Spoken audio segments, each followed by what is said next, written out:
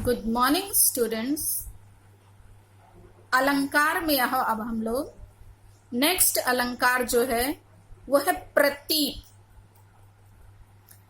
इसकी परिभाषा देखा जाए, प्रतीप शब्द का अर्थ है विपरीत। इस अलंकार में उपमा अलंकार से विपरीत स्थिति होती है, अर्थात जहां उपमान का अपकर्ष वर्णित हो वहां प्रतीप अलंकार होता है। प्रसिद्ध उपमान को उपमेय रूप में कल्पित किया जाता है। देत मुक्ति सुंदर हर्षी, सुनी परताप उदार, है तेरी तलवार सी कालिंदी की धार। देखिए स्पष्टीकरण, प्राय तलवार की धार की तुलना नदी की तेज धार से की जाती है, किंतु यहाँ कालिंदी की धार यानी यमुना नदी की जो धार है को तलवार की धार के समान बताया गया है। अतः उपयुक्त उदाहरण में प्रसिद्ध उपमान का अपकर्ष होने के कारण प्रतीप अलंकार है। मतलब बच्चों यहाँ पे जो उपमान जो प्रसिद्ध रहता है किसी के लिए, जैसे उसका मुख क्या है, चंद्रमा के समान है, और अब चंद्रमा के समान सुंदर मुख को यदि हम किसके बारे में बताएंगे, चंद्रमा को बताएंगे कि उस मुख के समान सुंदर है, तो यह अच्छा नहीं, क्योंकि उपमान जो है क्या है, चंद्रमा वो रूढ़ हो चुका है। मतलब कहा जा चुका है कि उसको किसी सुंदर स्त्री के मुख की तुलना किससे की जाती, चंद्रमा से की जाती। यहाँ पे देखिए क्या है, विपरीत है। यहाँ पे यहाँ पे लिखा है ना कि तलवार की धार प्राय किससे, उसकी तुलना किससे की जाती, नदी की धार से की जाती, किंतु यहाँ उल्टा हो गया है, नदी की धार को तलवार की धार के समान बतलाया है, यहाँ विपरीत हो गया है, इसलिए यहाँ पे क्या है, प्रतीप अलंकार है। एक और उदाहरण है बच्चों, वो आपकी ही पुस्तक का है। सकल सुख की सीव, कोटि मनोज शोभा हरिणी। यहाँ संपूर्ण सुखों की सीव यानी सीमा है, कोटि मनोज शोभा हरिणी, करोड़ों कामदेवों की शोभा को हर लेने वाले। यहाँ पे बच्चों ये जो पंक्ति है बच्चों, सकल सुख की सीव कोटि मनोज शोभा हरिणी, जिसका अर्थ अभी हमने बताया है, ये बाल श्री कृष्ण के सौंदर्य का इसमें वर्णन है कि वो इतने सुंदर हैं कि संपूर्ण सुखों, उससे हमको क्या होता है, सुखों की सीमा है, उससे ज्यादा सुख हमें और किसी भी पदार्थ से नहीं मिल सकता है। जबकि कहा गया है कि करोड़ों कामदेवों की शोभा को वो क्या कर लेने वाले हैं, कहा जाता है कि कामदेव सौंदर्य के देवता हैं, लेकिन यहाँ पे करोड़ों कामदेवों की शोभा को भी वो क्या कर लेने वाले हैं, हर लेने वाले हैं। यानी कि बताया गया है कि बाल जो श्री कृष्ण है उनके जो शोभा है उसकी कोई सीमा नहीं है। तो ये बच्चों आप लोग इसको रट लीजिएगा, ये वाली पंक्ति, और ये प्रतीप अलंकार के उदाहरण में बच्चों आप इसको लिखिएगा। नेक्स्ट अलंकार है बच्चों दृष्टांत। जहां उपमेय उपमान के साधारण धर्म में भिन्नता होते हुए भी बिंब प्रतिबिंब भाव से कथन किया जाए वहां दृष्टांत अलंकार होता है। ये मतलब कि अन्य उदाहरण के द्वारा जहां स्पष्ट किया जाता है दृष्टांतों के द्वारा, वहां पे क्या होता है, दृष्टांत अलंकार होता है। इसमें प्रथम पंक्ति का प्रतिबिंब द्वितीय पंक्ति में झलकता है। देखिए, दुसह दुराज प्रजान को क्यों ना बढ़े दुख द्वंद, अधिक अंधेरो जग करत मिली मावस रवि चंद। ये बच्चों बिहारी जी का की रचना है।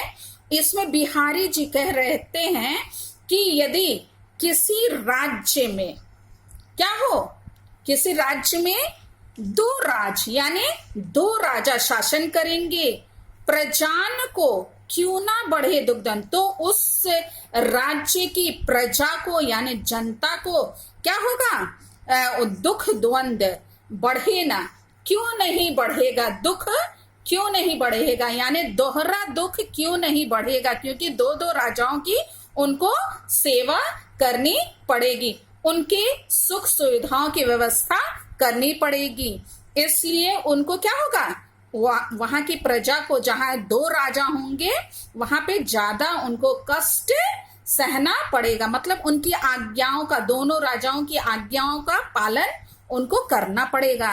अंधिक अंधेरो जग करत मिली मावस रविचंद, आगे कह रहे हैं कि यह वैसे ही है जैसे क्या है, मावस यानी अमावस्या की तिथि को सूर्य, रवि यानी सूर्य और चंद्र यानी चंद्रमा, रवि और यानी सूर्य और चंद्रमा एक ही राशि में मिलकर संपूर्ण संसार को क्या कर देते हैं, और अधिक अंधकार में कर देते हैं।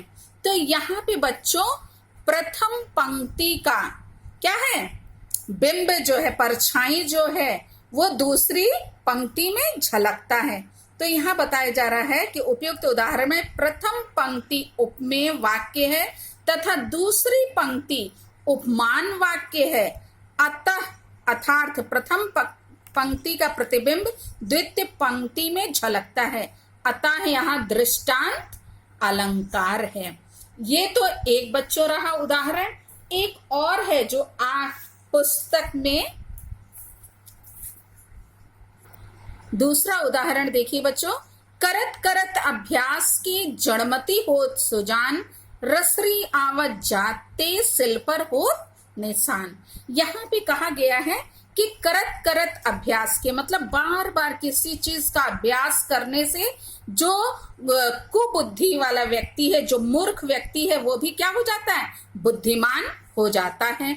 रस कैसे, उसी प्रकार जैसे क्या होता है, रसरी आवत जात ते, रस्सी के बार बार आने और जाने से क्या होता है, कुएं पे पड़ी जो रस्सी होती है उसके बार बार आने जाने से क्या होता है, सिल पर होत निशान, पत्थर पर क्या हो जाता है, निशान बन जाता है, उसको इसमें यह बताया गया है। देखिए स्पष्टीकरण में क्या है, यहाँ पूर्वार्ध उपमेय वाक्य है और उत्तरार्ध उपमान है। उत्तरार्ध दृष्टांत रूप में दिया गया है। जड़मती और सिल, करत करत अभ्यास की और रसरी आवत जाते तथा होत सुजान और होत निशान परस्पर बिंब है, प्रतिबिंब भाव है, अतः दृष्टांत अलंकार है। बच्चों इसको भी आप अपनी फेयर कॉपी में लिख लीजिएगा, ये वाला आसान है, आप जल्दी से याद कर सकते हैं। ठीक है बच्चों, अगला अलंकार है अतिशयोक्ति, जिसमें क्या करते हैं, किसी भी बात को बहुत बढ़ा चढ़ा करके उसका वर्णन किया जाता है। देखिए क्या लिखा है, जहां किसी वस्तु, घटना अथवा परिस्थिति की वास्तविकता का बढ़ा चढ़ा के वर्णन किया जाता है वहां अतिशयोक्ति अलंकार होता है। छाले परिबय के डरनु सके न हाथ छुबाई, झजकत हिय गुलाब के झवा झवैयत पाई। उपयुक्त उदाहरण में नायिका के पांवों की सुकुमारता का बहुत बढ़ा चढ़ाकर वर्णन किया गया है, अतः यहाँ क्या है, अतिशयोक्ति अलंकार है। देखिए अकाव्य भाग में से मतलब आपकी ही पुस्तक में से ये कई उदाहरण जो है यहाँ पे दिए गए हैं। बच्चों इन चारों को जानना बहुत जरूरी है। देखिए ब्रजते कठोर डैश डैश चढ़ा वाई, ये बच्चों केशव जी की रचना से लिया गया है। ये बच्चों केशव जी की रचना है, दंडक छंद से लिया गया है। ब्रजते कठोर है, कैलाश ते विशाल काल, दंडती कराल सब काल काल गावई, केशव त्रिलोक के विलोक हारे देव सब, सब छोड़ चंद्रचूर्ण एक और को चढ़ा वही। इसमें बच्चों बताया गया है कि भगवान श्री रामचंद्र जैसे शिव जी के धनुष को उठाने के लिए वो उस पे प्रत्यंचा को चढ़ाने के लिए जाते हैं, तो उस जिस धनुष को उठाने के लिए जाते हैं उस धनुष का यहाँ पे वर्णन कि वो कैसा है। ब्रजते कठोर है, ब्रज के से भी अधिक कठोर है। कहा जाता है कि इंद्र जी का अस्त्र जो है, वज्र जो है, वो क्या है, अत्यधिक कठोर उसको बताया गया है। तो यहाँ पे कहा जा रहा है कि वो धनुष क्या है, ब्रज वज्र से भी अधिक कठोर है। कैलाश से विशाल, और कैलाश से क्या है, कैलाश पर्वत से भी अधिक बड़ा है, विशाल है। काल दंड ते कराल, और काल, काल यानी यमराज के दंड से भी, दंड यानी डंडे से भी, दंड से उसके दंड से भी वो क्या है, अधिक भयावह है। सब काल काल गावाई, सभी उसे काल का भी काल कहते हैं। केशव त्रिलोक के विलोक हारे देव सब, यहाँ पे बता रहे हैं, केशव दास जी कह रहे हैं कि त्रिलोक के विलोक मतलब तीनों लोकों के, यहाँ पे वर्णन है कि तीनों लोक भी उसके आगे क्या गए, हाँ, तीनों लोक से आए थे लोग उस धनुष को पर प्रत्यंचा चढ़ाने के लिए, वो सब भी क्या हो गए, हार गए हैं। छोड़ चंद्रचूर्ण एक और को चढ़ाई है, यहाँ पे वर्णन है बच्चों, छोड़ चंद्रचूर्ण एक और को चढ़ा वही, मतलब कि ये जो महादेव हैं अर्थात शिव जी हैं, उनके अलावा और कोई भी उस शिव धनुष जो है उस पर प्रत्यंचा को और कोई चढ़ा नहीं सका। इसका यहाँ बहुत सुंदर वर्णन है कि मतलब वो कितना भारी, कितना विशाल था, उसको इसमें बताया गया है। नेक्स्ट उदाहरण है बच्चों, साजी चतुरंग सैन्य डैश डैश उलसत है। ये भी आपकी ही बुक का है बच्चों। देखिए, महाकवि भूषण जी की रचना है आपकी बुक में, शिवा शौर्य। इसमें की ये शुरू की लाइन है, देखिए, साजी चतुरंग सैन्य अंग में उमंग धारी, सरजा शिवाजी जंग जीतन चलत हैं। इसमें वर्णन है उलसत है तक, यहां तक का है। देखिए, भूषण भनद नाद विहद नगारन के, नदी नद मद गैबरन के रलत हैं, ऐल फैल खैल भैल खलक में गैल गैल, गजन की ठैल पैल सैल उलसत हैं। इसमें बच्चों ये जो भूषण कवि हैं वो बता रहे हैं कि जो शिवाजी की जो चतुरंगणी सेना है, 4 अंगों वाली जो सेना है, उसमें जिसमें पैदल है, हाथी है, रथ है और क्या है, घोड़सवार हैं, वो सब जो है उन चारों अंगों में क्या है, उमंग भरते हुए जो सरजा शिवाजी हैं, सरजा की उपाधि जिन्हें प्रदान की गई है, वो क्या है, सब में उमंग भरते हुए जंग को, युद्ध को जीतने के लिए चल रहे हैं, उसका वर्णन है। भूषण भनत नाद विहत नगारन के, यहाँ ये बता रहे हैं कि इसमें जो है ये जितने भी हाथी जा रहे हैं, हाथियों के कनपटी से जो बहने वाला जो वो है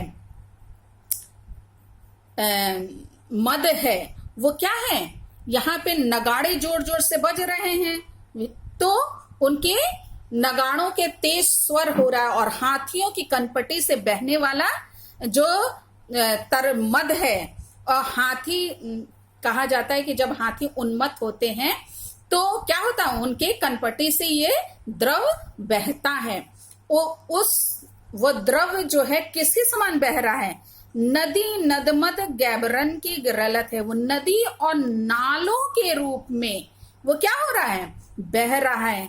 शिवाजी की सेना में जो मदमस्त हाथी हैं वो सब उनकी संख्या क्या है? विशाल थी, और युद्ध के लिए वो उत्तेजित होने के कारण हाथियों के कनपटी से क्या हो रहा था? ये मद बह रहा था और गिर रहा था। उसका वर्णन है, एल फैल खैल भैल खलक में गैल गैल गजन की ठैल पैल सैल उलसत है। हाँ, और ढेर सारे हाथी जा रहे थे जिसके कारण वो धक्का मुक्की हो रहा था, जिसके कारण उसमें क्या हो गई थी? शिवाजी की जो सेना जो है चल रही थी, उसके कारण सारे जो धक्का मुक्की से जो पहाड़ थे वो भी क्या हो गए? सैल, यानी जो पर्वत थे वो सब क्या हो गए? उखड़ गए। उसका यहाँ पे बहुत सुंदर वर्णन किया गया है बच्चों। तो यहाँ पे बच्चों क्या है? इसमें भी अतिशयोक्ति अलंकार का वर्णन है। एक और है, करी विरह ऐसी न मीचू। नेक्स्ट उदाहरण है बच्चों ये वाला, करी बिरह ऐसी तऊ गैल न छाड़तू नीचू दीने हूं चश्मा चखनो चाहे लहे न मीचू। ये बच्चों उनका है, बिहारी जी का है। यहाँ पे इन्होंने बताया है कि विरहिणी जो नायिका है वो क्या है? प्रियतम के समक्ष जो है नायिका की मार्मिक दशा का वर्णन करते हुए वो कह रहे हैं कि करी विरह ऐसी तऊ, विरह के कारण मेरी सखी की दशा क्या हो गई है? अत्यंत दुखद हो गई है। क्या हो गई है? और वो गैल न छाड़तू नीचू, परंतु वो नीच विरह उसको क्या है? उसका अभी पीछा नहीं छोड़ रहा है। इसका वर्णन ये कर रहे हैं, दीने हूं चश्मा चखनो। आगे क्या कर रहे हैं? अब तो विरह से सूख कर वो इतनी कमजोर हो गई है कि चश्मा लगाने पर भी वो क्या है? मृत्यु भी उसे आंखों पर चश्मा लगाकर खोजती है, लेकिन फिर भी वो क्या कर रही है? उसको खोज नहीं पा रही है। इसका इसमें बहुत सुंदर वर्णन किया गया है। तो बच्चों यहाँ पे भी अतिशयोक्ति अलंकार है, इसको भी आप लर्न कर सकते हैं। चौथा अतिशयोक्ति का उदाहरण है, औंधाई सीसी छींटो छुई न गात। ये भी बच्चों बिहारी जी के का ही पद है लिखा हुआ। इसमें देखिए लिखा है, औंधाई सीसी सुलखी विरह बरनी बिलेलात बीच ही सूखी गुलाब गौ छींटो छुई ना गात। गात मतलब शरीर। ठीक है, यहाँ पे एक विरहिणी का वर्णन है कि वो विरह में क्या हो रही है? जल रही है, जिसके कारण उसका शरीर बहुत बुरी तरीके से विरह की ज्वाला में वो क्या हो रहा है? जल रहा है।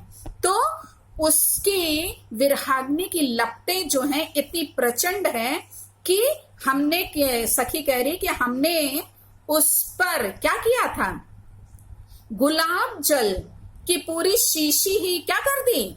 गुलाब जल ठंडा होता है ना, तो उसकी तपन को कम करने के लिए क्या किया? गुलाब जल की पूरी शीशी ही औंधाई मतलब उसको उलट दी। लेकिन तपन की अधिकता के कारण क्या हुआ है? गुलाब जल जो है जब उसने उल्टा तो वो बीच में ही सूख गया, उसके शरीर तक पहुंचा ही नहीं है।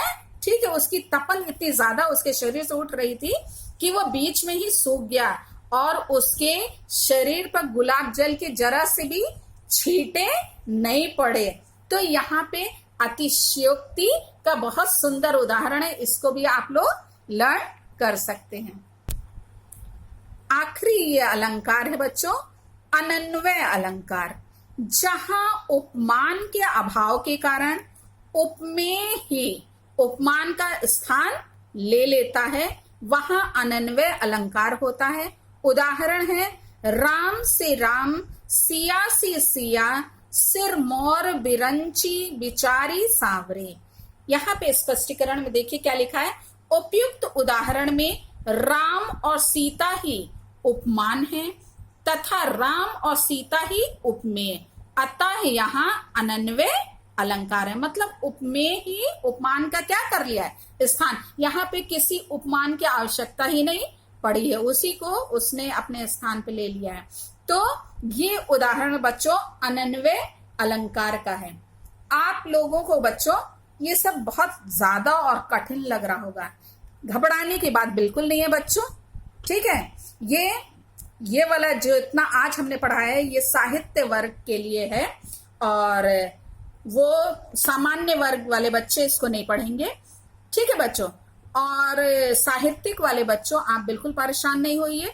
हाफ ईयरली में हम कुछ इसमें से छांट करके आधा केवल आप लोगों को हाफ ईयरली में देंगे और आधा भाग फाइनल के लिए रख देंगे। इससे आप लोगों का कम हो जाएगा, लर्न करना आसान हो जाएगा। जो जो आसान उदाहरण है उसको आप लर्न कर लीजिए। शुरू से हम आपको देंगे आधा, ठीक है। तो हम आपको बता देंगे हाफ ईयरली एग्जाम का जब आएगा टाइम टेबल, उससे पहले ही, ठीक है। तो बिल्कुल परेशान नहीं होइएगा। आप इसको अपने फेयर कॉपी में नोट कर लीजिए, उदाहरण जो जो हमने बताए उसको भी लिख लीजिए, क्योंकि हमने आपको बीच में कई बार बताया है कि उदाहरण बुक के जो हैं वो आते हैं और पूछता है इसमें कौन सा अलंकार है। तो सारे उदाहरण को फेयर कॉपी में एक जगह जरूर लिखिएगा कौन किसका है, ताकि आपसे यदि 20 से भी पूछा जाता है तो आप उसको बता सकें। Thank you.